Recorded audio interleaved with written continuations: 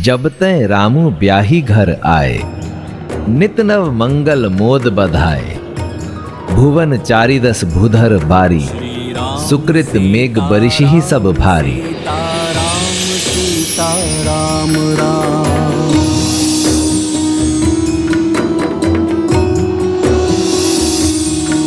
श्री राम सीता राम सीता राम सीता राम राम।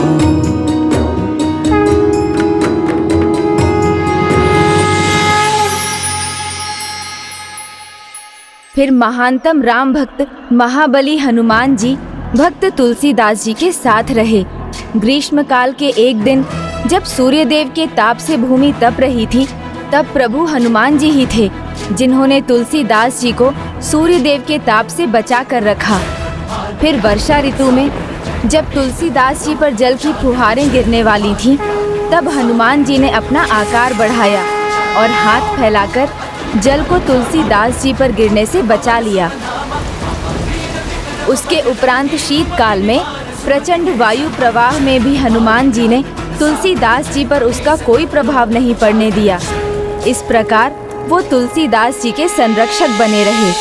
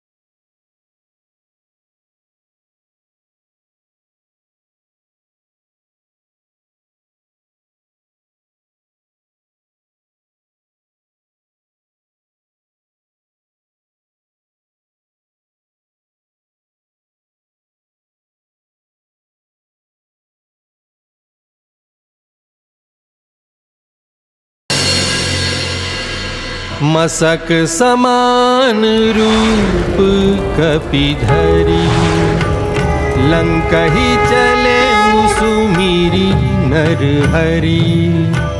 नाम लंकिनी एक निशिचरी।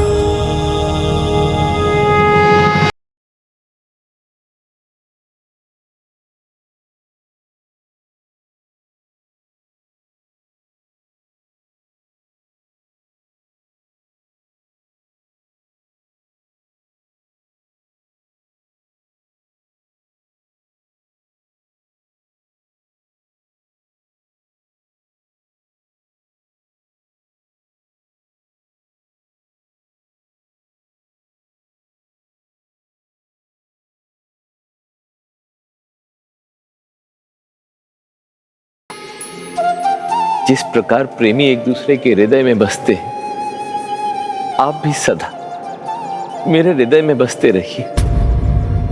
जिस प्रकार एक धन के प्रेमी को धन का मोह होता है, उसी प्रकार आप सदा मुझे प्रिय रहिए प्रभु। हे मेरे प्रभु, हे रघुकुल दीपक, जय श्री राम।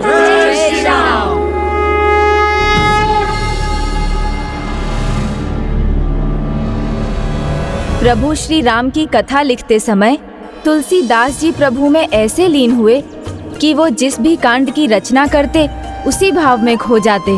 बाल कांड में प्रभु की बाल लीलाओं से अभिभूत हुए तो अयोध्या कांड और अरण्य कांड में प्रभु की पीड़ा से द्रवित हुए, और फिर अंतिम 2 कांड में उन्हें प्रभु के मान सम्मान का परिचय मिला। किंतु अब वो जो लिखने जा रहे थे, उसे लिखने के लिए ना तो उनका मन मान रहा था और ना ही वो उनकी लेखनी को स्वीकार था। अब ऐसा वो क्या लिखने जा रहे थे गजानन? कुछ अंतिम पंक्तियां।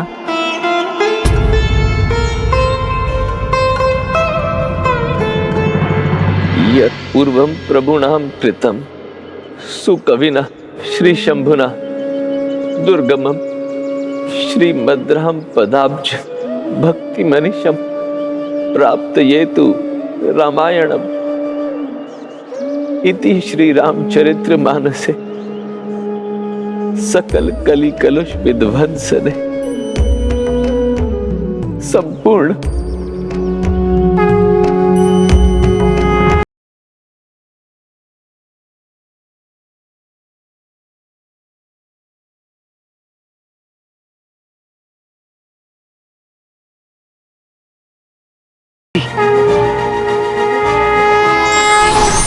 हे प्रभु श्री हनुमान जी, आप ही थे जिन्होंने सभी संकटों से मेरी रक्षा की और मैं एकाग्रचित होकर अपने उद्देश्य को पूर्ण कर सका।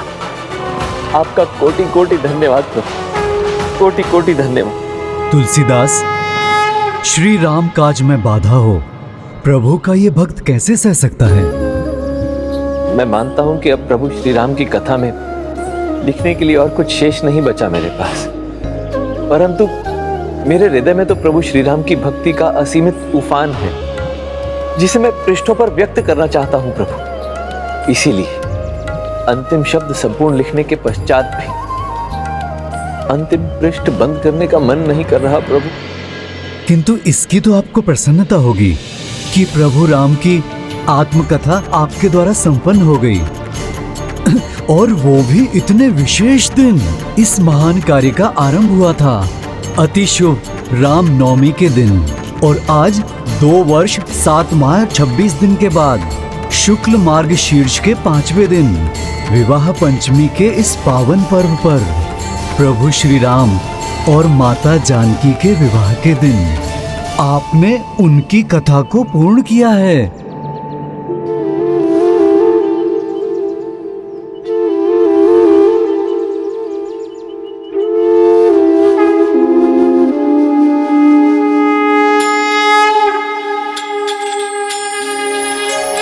राम नाम मणि दीप धरु, जिह दे हरि द्वार। तुलसी भीतर बाहर रहूं, जो चाह सियो जयार, जो चाह सियो जयार।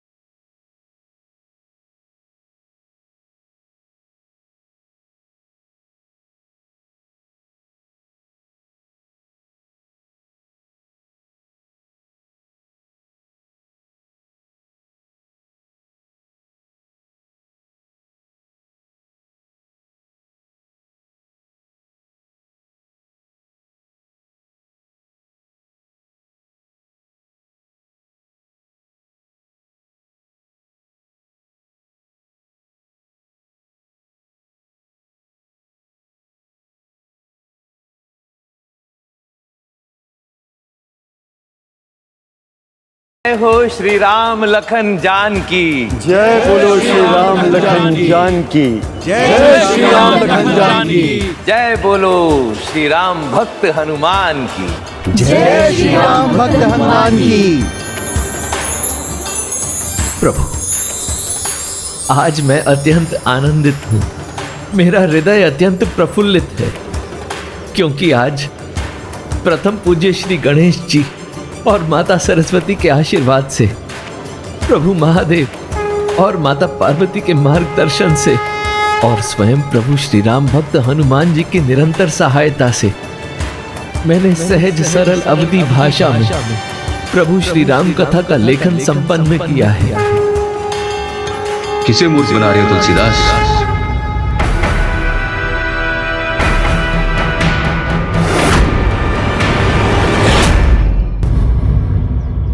अपने आप को या इन निर्दोष लोगों को? नहीं ज्ञानदत्त जी, मैं मूर्ख बनाने का व्यापार नहीं करता। मैंने वास्तव में अवधी भाषा में 7 कांडों और 84 प्रसंगों में प्रभु श्री राम की कथा का लेखन संपन्न किया है। अच्छा, 84 प्रसंग? हाँ, इस ग्रंथ में 4608 चौपाइयां, 27 श्लोक हैं, 1074 दोहे, 207 सोरठ हैं और 86 छंद हैं। इतना ही नहीं, इस ग्रंथ में प्रभु श्री राम का नाम 1443 बार आया है और माता जानकी का नाम 147 बार। सुना ना आप सब लोगों ने? स्मरण रखना इस अंक को। महान तुलसीदास जी, आपको तो हमें ज्ञान के स्वामी गोस्वामी तुलसीदास बुलाना चाहिए। आप पर तो सभी को विश्वास है, तो इनके विश्वास को और प्रबल कर दीजिए गोस्वामी जी। आपने 84 प्रसंग लिखे, तो उनमें से जो आपको सबसे श्रेष्ठ लगता है, तो वो हमें सुना दीजिए।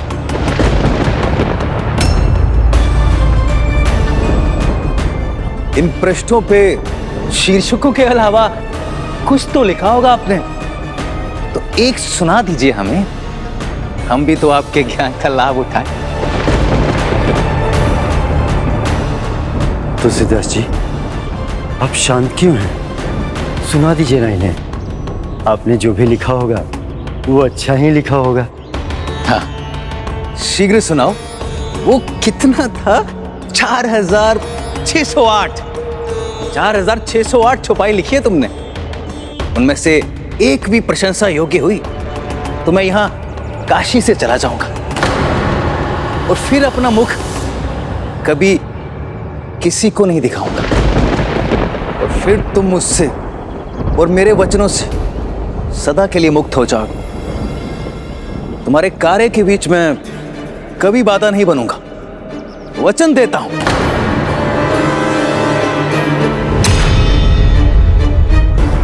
चलो सुनाओ, अब तो सुनाओ।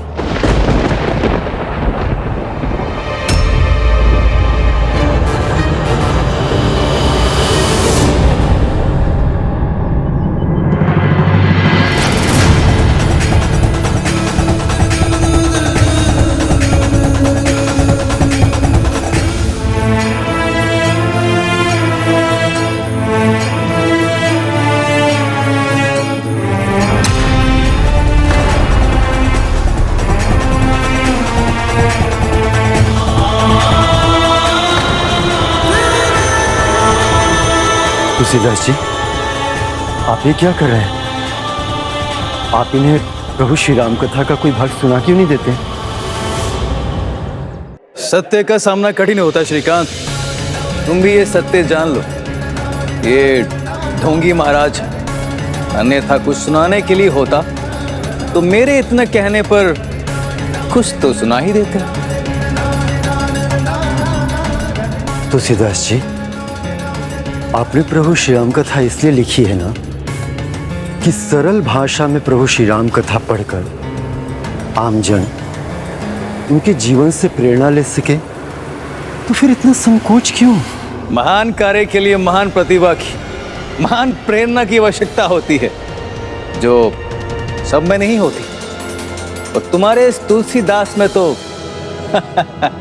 कदापि ही नहीं। ज्ञानदत्त, मैंने तो केवल अपने प्रभु श्री राम को ही समझने का प्रयास किया, क्योंकि वही मेरी प्रेरणा है, वही मेरी प्रतिभा भी। उसके पश्चात सब कुछ अत्यंत सरल होता चला गया। मैं आपकी बात मान रहा हूं तुलसीदास जी, फिर आप एक प्रसंग, एक दोहा, एक चौपाई सुनाने से पीछे क्यों मुड़ रहे हैं? अरे सुनाइए ना तुलसीदास जी। मैं पीछे नहीं हट रहा, अपितु आगे बढ़ रहा हूं।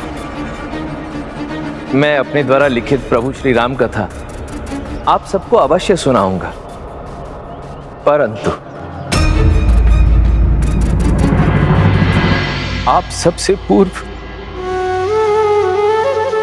ये राम कथा मैं उन्हें सुनाना चाहता हूं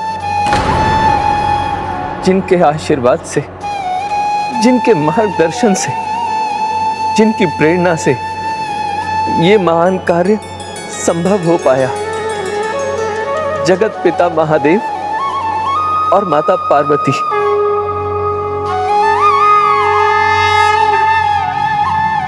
वाह तुलसीदास जी, बचने का एक और नया बहाना ढूंढा इन्होंने। हे महादेव, हे मां भवानी अन्नपूर्णा, मैं अभी इसी समय काशी नगरी के लिए प्रस्थान कर रहा और वहां पहुंचकर आप ही के काशी विश्वनाथ मंदिर में इस भक्त तुलसीदास द्वारा लिखी प्रभु श्री राम कथा सुनने के लिए सादर आमंत्रित करता हूं।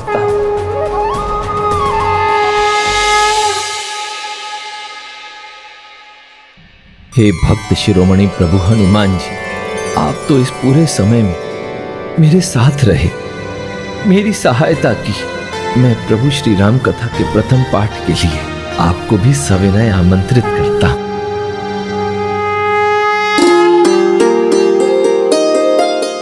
जय श्री राम। रुक जाइए तुलसीदास जी, यदि यह सत्य नहीं, यदि इसमें आपका कोई छल नहीं, यदि वास्तव में आप ये तथाकथित महाकाव्य प्रभु विश्वनाथ महादेव को सुनाने जा रहे हैं, तो उनसे कहिएगा कि अपनी प्रतिक्रिया लिखकर व्यक्त करें, ताकि हम सभी को भी पता चले कि तुलसी की राम कथा को लेकर उनके क्या विचार।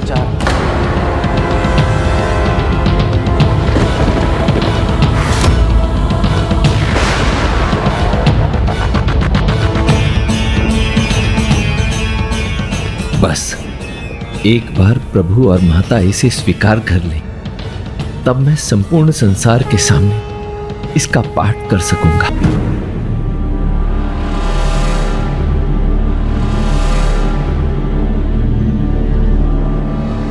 गुरुदेव, कहीं ये फिर प्रपंच रच रहे, या वास्तव में इनको इतना सामर्थ्य संभव है कि जगत माता और जगत पिता को आमंत्रित कर सके? मुझे इसमें इसका कोई सामर्थ्य नजर नहीं आता। शीघ्र ही इसका ढोंग उजागर होगा। किंतु गुरुदेव, यदि ये ढोंग नहीं हुआ तो पूरी अयोध्या नगरी में आपका उपहास बनेगा। यदि ये संभव है तो इसे संभव करना होगा मुझे।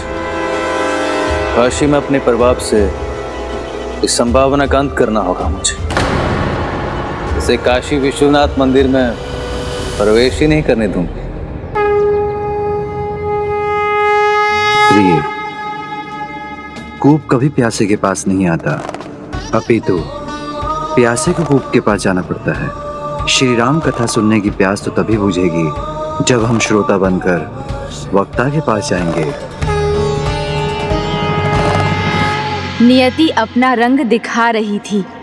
अब एक ओर थे तुलसीदास जी, जो अपनी रचना प्रभु विश्वनाथ को सुनाने जा रहे थे, और दूसरी ओर ज्ञानदत्त उनके इस कार्य में बाधा बनने का पूरा प्रयास करने वाला था।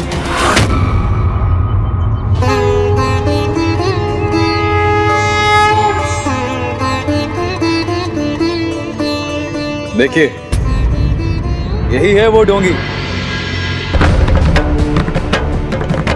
जिसकी चर्चा मैंने आप सबसे की थी। इनका ही दावा है कि इन्होंने संपूर्ण रामायण अवधि में लिखी। ज्ञानदत्त महोदय, यदि मैंने ऐसा किया है तो इसमें कुछ बुराई तो नहीं। देव भाषा संस्कृत का तिरस्कार है ये। सभी धर्म ग्रंथ, भगवान की कथाएं सब संस्कृत में लिखी जाती रही और ऐसा ही होना चाहिए। संस्कृत भाषा का सम्मान मैं भी करता हूँ। मैंने संस्कृत की विधिवत शिक्षा भी ली। प्रभु अपने भक्तों से भाषा से नहीं, उनकी भक्ति के कारण जुड़ते हैं। इसीलिए प्रभु के प्रति अपनी श्रद्धा, भक्ति, आस्था, निष्ठा किसी भी भाषा में व्यक्त की जा सकती है। उसी प्रकार प्रभु का पाठ भी किसी भी भाषा में किया जा सकता है। देखा, मैंने कहा था ना, हमें उलझा रहा है अपने शब्दों के जाल में। किंतु हमें किसी व्यवस्था में इसे ये पुस्तक लेकर विश्वनाथ जी के मंदिर में नहीं जाने देना चाहिए। भगवान के लिए उनके सभी भक्त उनकी संतानों के समान होते हैं और भगवान के दर्शन पर सभी संतानों का बराबर अधिकार होता है। और मैंने तो अपने इस ग्रंथ के कथा वाचन के लिए स्वयं प्रभु को आमंत्रित भी कर लिया। केवल जगत पिता महादेव और माता पार्वती ही नहीं आ रहे, अपितु स्वयं प्रभु श्री राम भक्त हनुमान जी भी आ रहे हैं। मैंने उन्हें भी आमंत्रित किया है। वो भी मेरी कथा का पाठ सुनने के लिए आने वाले हैं। देखा आपने कितनी सहजता से जगत पिता और जगत माता का नाम लेकर हमें प्रभावित करना चाहते हैं। जगत माता और जगत पिता के पास इतना समय है क्या जो इनकी रचना सुनने आएंगे? और वो भी अकेले नहीं, हनुमान जी को साथ लेकर आएंगे। बिना मेरी रचना को पढ़े, बिना उसे सुने आप उसे इस प्रकार नकार क्यों रहे हैं? हे ज्ञानी सज्जन, यदि आपको उपहास ही उड़ाना है तो मेरा उड़ा लीजिए, परंतु मैं आपसे विनती करता हूं कि प्रभु श्री राम कथा का अपमान मत कीजिए। उपहास हम नहीं, उपहास तुम स्वयं कर रहे हो। अभी भी समय है, जैसे आए थे वैसे लौट जाओ। महादेव को एक कथा सुनाने का विचार छोड़ दो। तुम्हारी इस कथा को यहाँ कोई मान्यता नहीं देगा। कोई मनुष्य नहीं? यदि स्वयं प्रभु विश्वनाथ इस रचना को मान्यता दें तो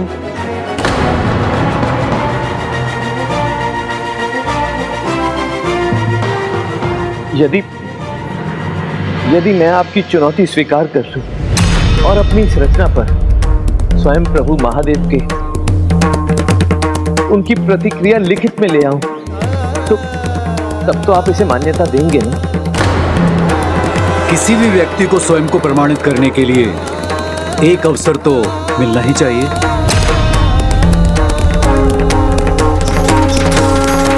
उचित है, हम इन सज्जन को एक अवसर देते हैं।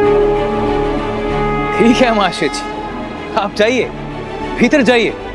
हम भी तो देखें आप कैसे स्वयं महादेव से अपने इस काव्य पर कुछ लिखवा कर लाएंगे।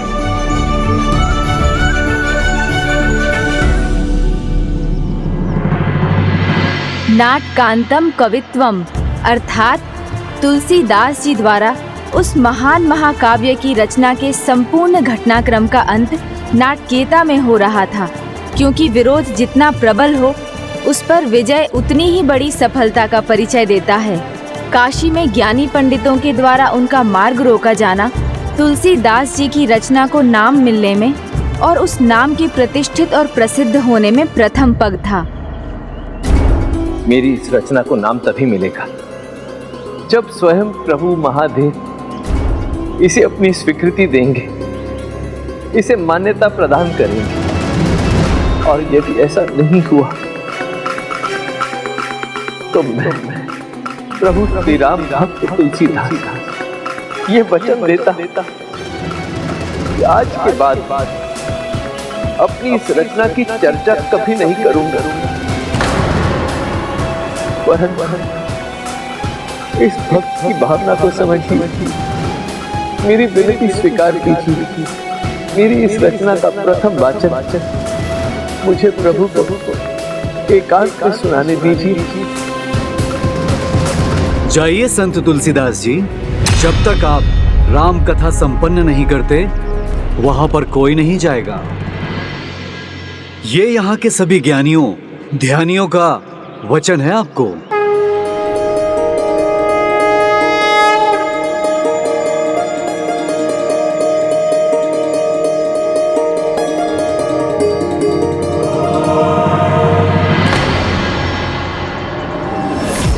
गुरुदेव, ये नहीं होना चाहिए था। क्या पता उस पुस्तक में क्या लिखा है और मंदिर के भीतर क्या होगा, यह पता करने का कोई उपाय नहीं है। ये जो भी कहेंगे सभी वही मानेंगे ना। गुरुदेव, मुझे तो इसमें से षड्यंत्र की गंध आ रही है। षड्यंत्र है? तुम्हें उसका प्रमाण लाना होगा। इस संत तुलसीदास के सत्य का पता तुम्हें करना होगा, समझे?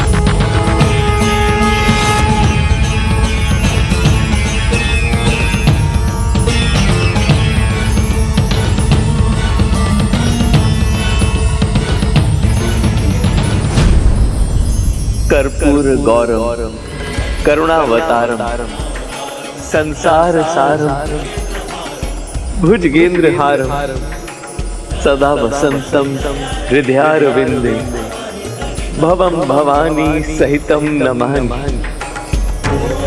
हे प्रभु, हे माता अन्नपूर्णा भवानी, मेरा प्रणाम स्वीकार करें और मुझे क्षमा करें कि मैंने आपको प्रतीक्षा करना है। क्षमा नहीं, आशीर्वाद के अधिकारी हो तुम तुलसीदास। तुम्हारी श्री राम कथा का पहला श्रोता बनने का अवसर देकर तुमने हमें अति प्रसन्न किया। अपने आराध्य के लिए कितनी भी प्रतीक्षा हो कम है। प्रतीक्षा के पल ही भक्ति के पल ही हैं, किंतु अब राम भक्ति की पावन गंगा का सुंदर बहाव तुम्हारे शब्दों में सुनने के लिए हम तत्पर हैं। इसलिए अब विलंब ना करते हुए पाठ आरंभ करो। जो आज्ञा माता, मैं यथाशीघ्र आरंभ करता।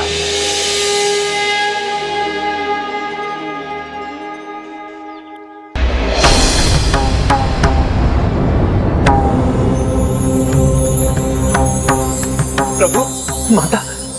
ये क्या तुलसीदास, तुम खड़े क्यों हो गए? आप और प्रभु मेरे सामने इस प्रकार धरती पर आसन लगाकर बैठे और मैं। तुलसीदास, व्यक्ति का कर्म और कर्तव्य उसे उसका स्थान देता है। अभी तुम एक संत हो, कथावाचक हो, और हम श्रोता, और प्रभु भक्त श्रोताओं का स्थान यही होता है। जो आज्ञा प्रभु।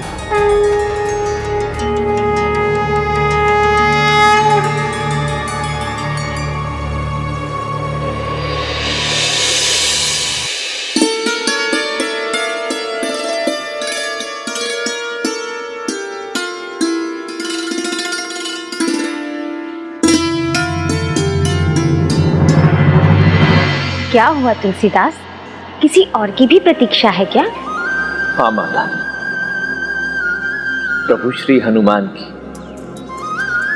सत्य तो ये है कि उन्हीं के सहयोग के कारण मैं आज यहाँ पहुंचा, इसलिए मैंने उन्हें भी आमंत्रित किया। वो बस आते ही होंगे। जहां प्रभु श्री राम का नाम, वहां भक्त हनुमान। आप चिंता मत कीजिए तुलसीदास जी, वो किसी समय भी यहाँ उपस्थित हो सकते हैं।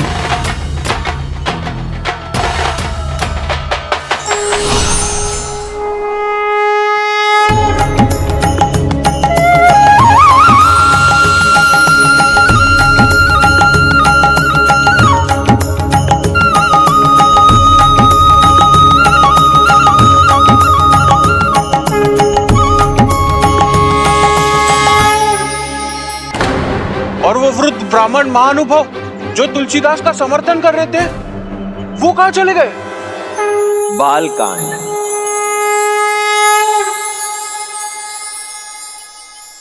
वर्णनामर्थ संघाना।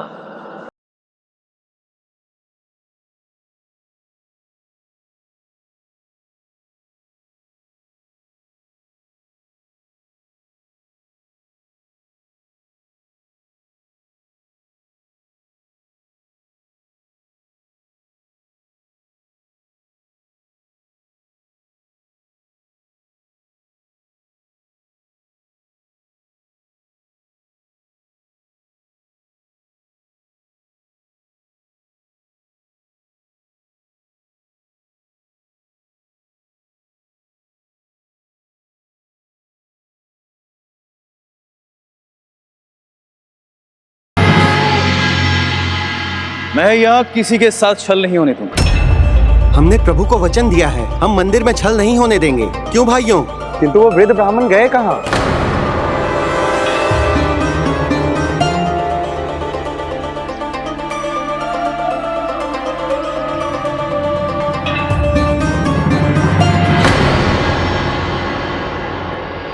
अरण्यकांड। सादर शिव एहि विधि राम सबु ही समझावा, गुरु पद पदुम हरिषि सिर नाम, गणपति गौरी गिरि सुमनाई, चले आशीष पाए रघुराय। करम कथा हरिपद धरि सीसा।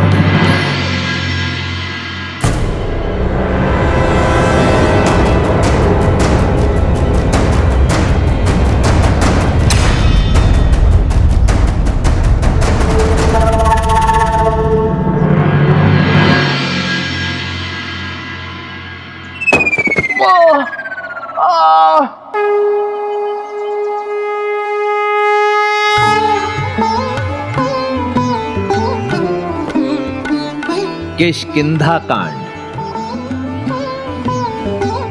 एक में मोहि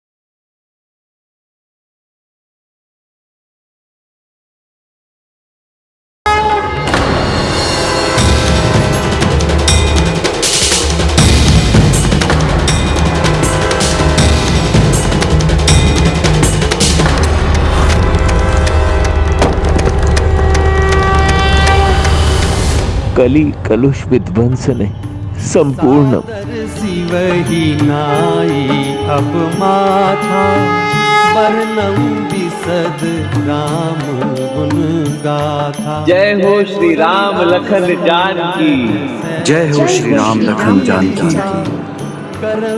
जय बोलो श्री राम भक्त हनुमान की। कहाँ उलझा दिया आपने? कुछ तो है इन तुलसीदास में जो इनका पाठ अब तक खुदती रहा। अंतिम बार जब मैं झरोखे में से मंदिर के भीतर झांकने में सफल हुआ तो मैंने देखा सांप, भयंकर सांप।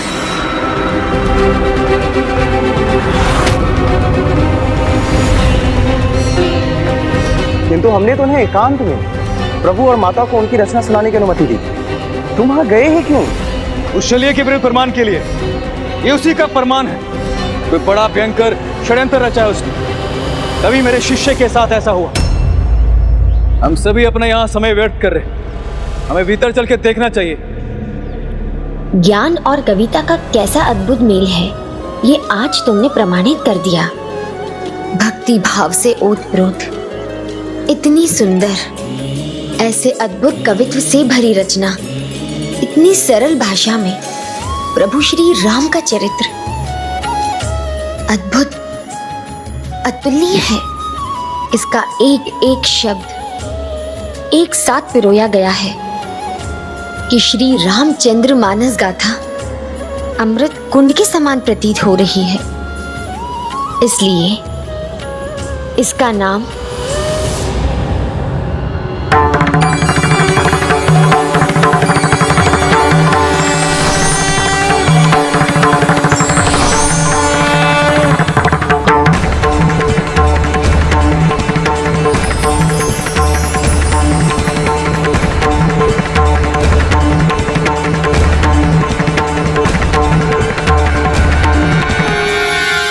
रामचरितमानस होना चाहिए। कदम्ब वनचारिणी मुनि कदम्ब कादम्बिनी रामचरितमानस सुरनितम्बिनी सेवितां नवम्बुरुहलोचनां भिनवाम्बुदश्यामलां त्रिलोचन कुटुम्बिनी त्रिपुर सुंदरी। माता ने मेरी इस कृति को स्वीकृति देकर मुझे कृतार्थ कर दिया। अब आप भी मेरी इस रचना को अपनी मान्यता प्रदान कर मुझे धन्य करें, क्योंकि जब तक आप ऐसा नहीं करेंगे प्रभु, तब तक ये संसार मेरे द्वारा रचित इस रचना के एक भी शब्द को कोई महत्व नहीं देगा। आप सभी ऐसे खड़े रहना चाहते हैं तो खड़े रहिए, ये तो अब मैं और प्रतीक्षा नहीं कर सकता। हे प्रभु, आपके विचार, आपकी प्रतिक्रिया मेरी इस रचना पर अंकित करने की कृपा करें। सत्यम शिवम सुंदरम, सत्यम शिवम सुंदरम, सत्यम शिवम सुंदरम, सत्यम शिवम सुंदरम, सत्यम शिवम सुंदरम।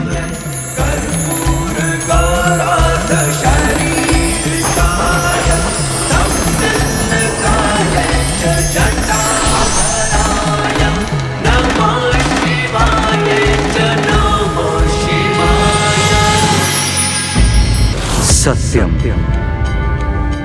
शिवम सुंदरम,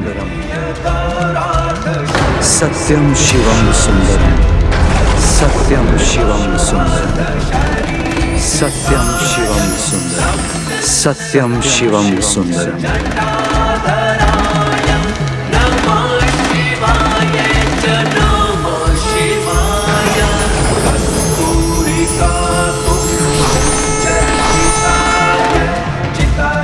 इस रचना के लिए मेरा इतना कहना ही पर्याप्त है। रामचरितमानस सत्यम शिवम सुंदरम है, अर्थात ये भगवान के समान ही सत्य है, सुंदर है। भक्त तुलसीदास अब इस सुंदर महाकाव्य का भक्ति में प्रचार करना ही तुम्हारे जीवन का उद्देश्य है। जन जन तक इसको पहुंचाना तुम्हारा कर्तव्य है, क्योंकि रामचरितमानस के प्रत्येक शब्द में भक्ति का ऐसा सुंदर वर्णन है जिसे सुनकर कठोर से कठोर वज्र जैसे मन वालों का हृदय भी एक न एक दिन पिघल ही जाएगा। प्रणाम प्रभु, प्रणाम माता।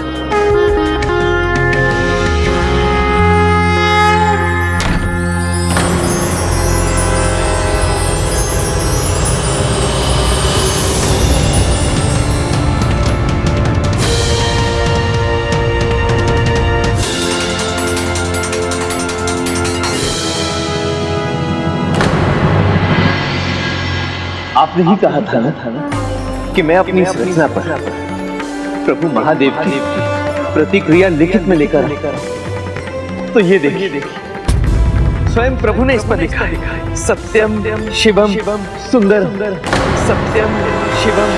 असंभव।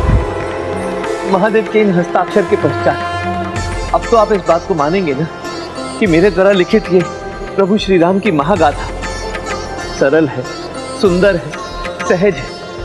अब तो आप लोग भी इसे अपनी मान्यता देंगे ना, इसे अपनी स्वीकृति प्रदान करेंगे ना। अब आपने प्रभु महादेव से उनके हस्ताक्षर पा ही लिए, तो आप अब ये चाहते होंगे कि हम इस तुलसीकृत रामायण का प्रचार करें। भोलेनाथ का नाम लेकर भोला बनने का प्रयास कर रहे हैं आप चाहते हैं हम इस तथाकथित महाकाव्य का प्रचार करें, आपकी प्रतिष्ठा को बढ़ाएं। ढोंगी कितना भी ढोंग कर ले, लेकिन उसका ढोंग एक दिन उजागर हो ही जाता है। मैं ढोंग नहीं कर रहा ज्ञानदत्त जी, मैं सत्य कह रहा हूँ। ये प्रभु महादेव ने ही लिखा है। हाँ, ये आकाशवाणी तो हमने सुनी थी, स्वयं प्रभु के स्वर में। आपको कैसे पता वो स्वयं प्रभु के स्वर थे? संभव है वो स्वर उस ब्राह्मण का है जो तुलसीदास जी का साथ देते थकते नहीं थे। हाँ, सही कहा तुमने। तो वृद्ध ब्राह्मण कहीं दिख भी तो नहीं रहे? मैं असत्य नहीं कह रहा। आप लोग मेरा विश्वास क्यों नहीं करते? हमें कैसे पता? जिसे तुम महादेव का हस्ताक्षर कह रहे हो, वो पहले से लिख कर नहीं रखा तुमने? मैंने इसे भीतर आने के बाद नहीं लिखा, मेरा विश्वास कीजिए। कर लेंगे, विश्वास भी कर लेंगे। तुम पहले प्रमाणित तो करो। प्रमाणित? कैसे? क्यों तुलसीदास जी? नहीं, वो संत तुलसीदास जी। क्या हुआ? कोई प्रमाण नहीं है ना आपके पास? तब तो यही प्रमाणित हुआ ना कि ये सब तुम्हारा षड्यंत्र था। जिसने जो भी तुमने लिखा है उसे श्रेष्ठ मान ले हम, जिससे तुम्हें और इस तुलसी रामायण को प्रसिद्धि मिल जाए। तुलसी रामायण नहीं, तुलसी रामायण नहीं, ये तुलसीदास तो केवल प्रभु श्री राम का एक तुच्छ भक्त मात्र है। इस ग्रंथ का नाम तो केवल वही होगा जो इसे स्वयं माता पार्वती ने दिया। रामचरितमानस, रामचरितमानस। आप लोग मुझे गलत समझ रहे हैं। मैं अपने नाम का प्रचार कदापि नहीं चाहता। मैं तो केवल प्रभु श्री राम के नाम का प्रचार चाहता हूं। आप सबकी दृष्टि में प्रभु महादेव द्वारा लिखे गए इन शब्दों का कोई मोल नहीं होगा, परंतु मेरे लिए यह अनमोल है। यह सत्य है, और यह सत्य मेरे प्रभु जानते हैं, देवाधिदेव महादेव जानते हैं, और माता पार्वती जानती है। और इसीलिए मेरा विश्वास अटूट, अडिग, कल प्रातःकाल सूर्योदय होने के साथ ही मैं श्री राम भक्त तुलसीदास प्रभु के इस महान ग्रंथ श्री रामचरितमानस का पाठ आरंभ करूंगा। आप सब भले ही मुझ पर विश्वास ना करते हो, परंतु प्रभु श्री राम पर तो विश्वास करते हैं, महादेव पर तो विश्वास करते हैं, सत्यम शिवम सुंदरम पर तो विश्वास करते हैं।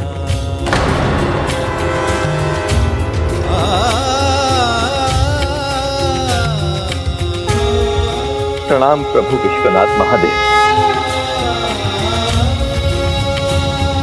आप सभी को भी प्रणाम। जय श्री राम, जय श्री राम, जय श्री राम, जय श्री राम, जय श्री राम, जय श्री राम। जो सर्वोच्च है, जगत पिता और जगत माता है, जो बुद्धि, कला और ज्ञान के स्रोत है, उन प्रभु शिव शंकर प्रभु और माता पार्वती ने संत तुलसीदास जी की रचना को स्वीकार किया, उन्हें मान्यता दी, उसे रामचरितमानस नाम दिया, किंतु ज्ञान दत्त का ज्ञान उसे सच स्वीकार करने में समर्थ न बना सका। जहाँ ज्ञान के प्रकाश पर बाधा हो, वहाँ अज्ञानता का ग्रहण लगा ही रहता है। यदि हमारे नेत्र बंद हों, तो दिन में भी अंधकार ही दिखाई देता है। वही ज्ञान दत्त के साथ हो रहा था। और फिर द्विशंति मंदाश्चरितम महात्मनाम, अर्थात जो पुरानी परंपरा को तजकर नई दिशाओं और नए मार्ग पर चलते हैं, उन महापुरुषों को सदा आरंभ में अज्ञानियों का तिरस्कार सहना पड़ता है। जो भक्ति में, कल्पना में श्रेष्ठ थे, उन पर भला इस तिरस्कार का क्या प्रभाव पड़ने जा रहा था? वो तो प्रशंसा और भत्सरना दोनों से परे थे। जिस रचना के पीछे स्वयं प्रभु श्री राम उनकी इच्छा और आदेश थे, उसके प्रति रचनाकार तुलसीदास जी का दायित्व मात्र उसे रचने से ही समाप्त नहीं हो जाता, अपितु उसे मान्यता दिलाना, उसे स्वीकार करवाना एवं उसका प्रचार करना तो अभी शेष था। लगता है ज्ञानदत्त ने सभी को शंका में डाल दिया है, इसलिए कोई आया नहीं। मैंने कहा था ना, कोई नहीं आएगा, वही हुआ। चलो।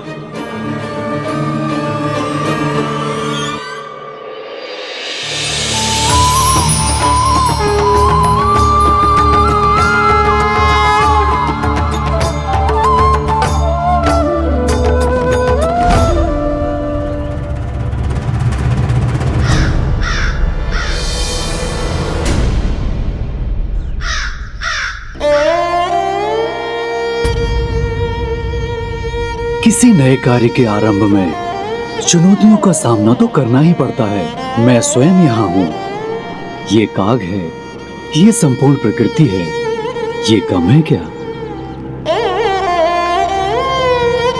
तुलसीदास,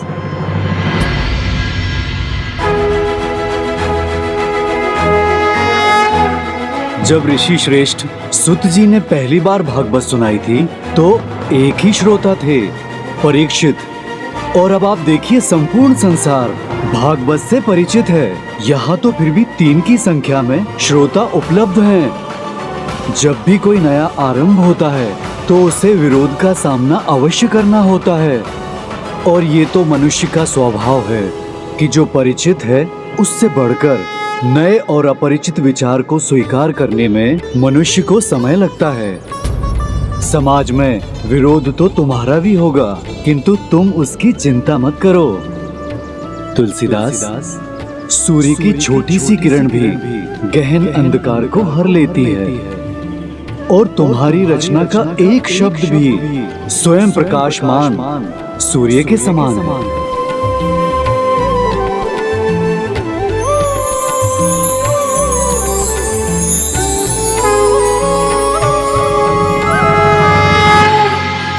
क्या करें, कथा पाठ का समय थोड़ा आगे बढ़ा दें? क्यों मित्र, हम ऐसा क्यों करेंगे? तुलसीदास जी, आप प्रभु श्री राम कथा का पाठ किसके लिए कीजिएगा? अगर कोई आएगा नहीं तो सुनेगा कौन? ऐसा क्यों कहते हो? वो आए हैं ना, और ये काग और स्वयं तुम, मेरे प्रिय मित्र श्रीकांत। और वो वृक्ष भी तो है, ये पौधे, संपूर्ण प्रकृति, और मैं आप सभी के लिए प्रभु श्री राम की कथा का पाठ करूं, और इसी के साथ आरंभ होगा श्री रामचरितमानस का प्रचार एवं प्रसार। जय श्री राम। जय श्री राम।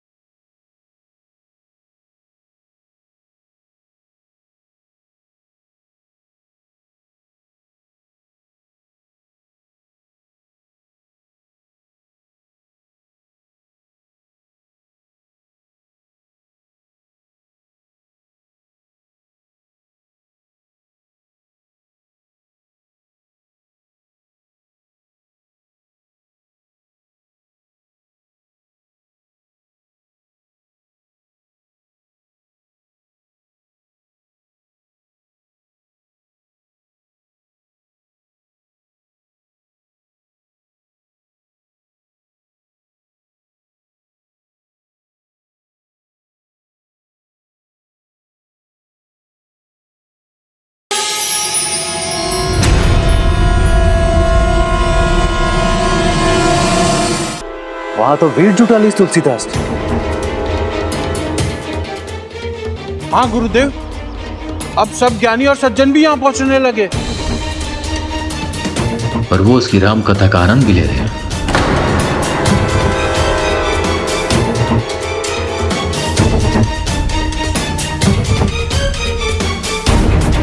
ये तो कुछ भी सुनने में असमर्थ, फिर उसे राम कथा सुनने में क्या आनंद आ रहा है? हाँ गुरुदेव, संकेतों की भाषा में मैंने भी इससे यही पूछा था। तो क्या उत्तर दिया उन्होंने? राम नाम की धुन को कानों से नहीं, मन से सुना जाता है, ऐसा संत तुलसीदास जी कहते हैं। संत तुलसीदास। गुरुदेव कुछ कीजिए, नहीं तो शीघ्र आपको कोई नहीं पूछेगा और इन ढोंगी तुलसीदास जी का यश इसी प्रकार बढ़ता चला जाएगा। कुकर मानितम यशो निर्नाम।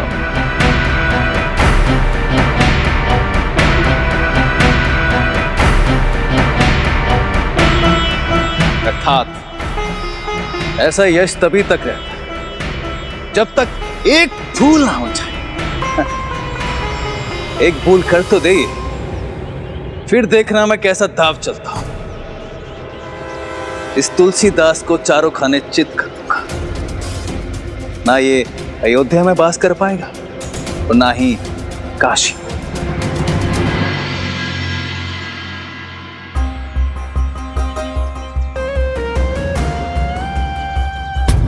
जो घात लगाए बैठे रहते हैं वो अवसर पाते ही आघात भी करते हैं। कभी कभी वो किसी के अच्छे कार्य को भी बुरा प्रमाणित कर देते हैं।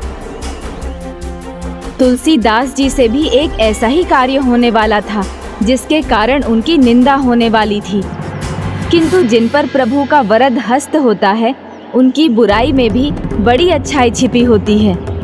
गजानन, संत तुलसीदास जी ऐसा क्या करने जा रहे थे? परोपकार।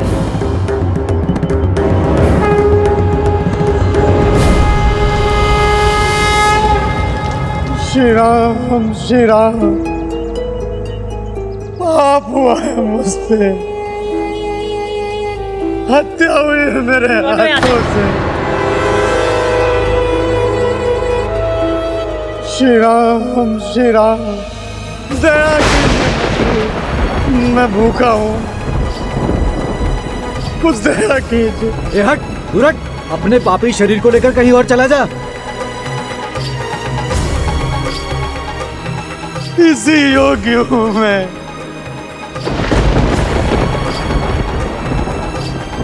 इससे भी कठोर दंड मिलना चाहिए मुझ पापी को। चलो रहने दो इसे, यहाँ बड़ा रहने दो, पापी है ये। कठोर से कठोर दंड मिलना चाहिए, मिलना भी चाहिए इसे दंड, कठोर से कठोर दंड मिलना चाहिए। हमें तो बस दूर रहना चाहिए इससे, पापी है ये, दुष्ट पापी हो रहा है यहाँ। हे संत महाराज, आप इस पर ध्यान मत दीजिए। रुकिए तुलसीदास जी, दया व्यक्ति के ऊपर की जाती है जो पात्रता के योग्य होता है। दया धर्म का मूल है, पाप मूल अभिमान। तुलसी दया ना छाड़ी, जब लग घट में प्राण। अर्थात दया सभी धर्मों का मूल है और अहंकार सभी पापों की जड़। किंतु इस घोर पापी के ऊपर दया कैसी? पाप और पुण्य के मध्य भेद करना मेरा स्थान नहीं। मेरे समक्ष मेरे प्रभु ने एक तड़पते हुए प्राणी को भेजा है। वो प्राणी जिसका जीवन अशांत है, दुखों से त्रस्त है, कष्टमय है। अब ऐसे समय यदि इसके प्रति करुणा का भाव दिखाकर मैं इसके जीवन से कष्टों को दूर करने का प्रयास नहीं करूंगा तो मैं स्वयं पाप का भागी बन जाऊंगा।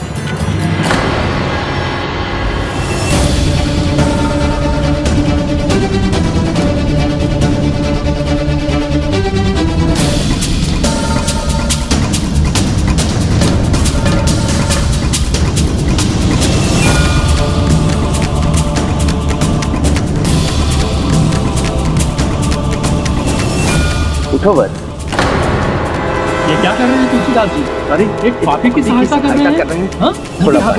इतना बड़ा पाप क्या इसने? इससे तो दूर रहना चाहिए। ऐसा कैसे कर हत्यारा है ये, हत्यारा पापी है ये।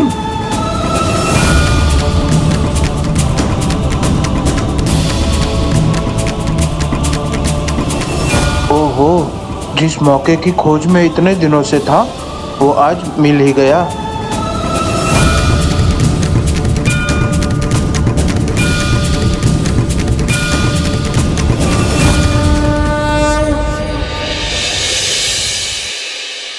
अब तो हो गया ना। ये प्यासे थे तो आपने इन्हें जल भी पिला दिया। जितनी दया की इन्हें आवश्यकता थी उतनी आपने कर भी दी। अब आइए ना तुलसीदास जी, आइए चलिए। आपका कोटि धन्य। आपने मुझ पापी को दया का पात्र समझा। जी धन्यवाद। आइए, श्री राम कथा के लिए विलंब हो रहा है, अब आइए। कल्याण। चलिए। प्रभु भक्त, आप कोई धर्मात्मा लगते हैं। नहीं, रुकिए नहीं, चलिए, अब हमारे पास रुकने का समय नहीं है। आइए। हे प्रभु राम भक्त, मैं अपने पापों का प्रायश्चित करना चाहता हूँ। मुझे अपनी सेवा का अवसर दें। संभव है आपकी सेवा करूंगा तो मेरे पाप धुल जाएंगे। ये सोचना भी उचित नहीं है। आप आइए मेरे साथ, चलिए। नहीं श्रीकांत, इन्होंने प्रभु श्री राम का नाम लिया है।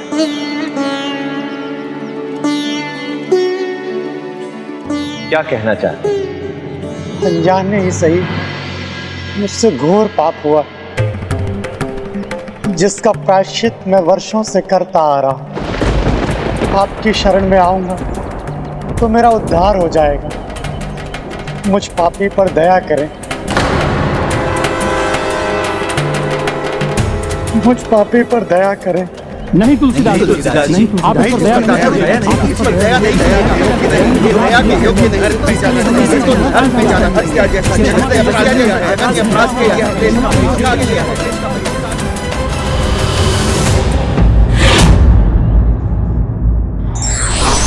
दया और प्रेम से भरे शब्द भले ही छोटे हों, लेकिन उसकी गूंज अनंत है।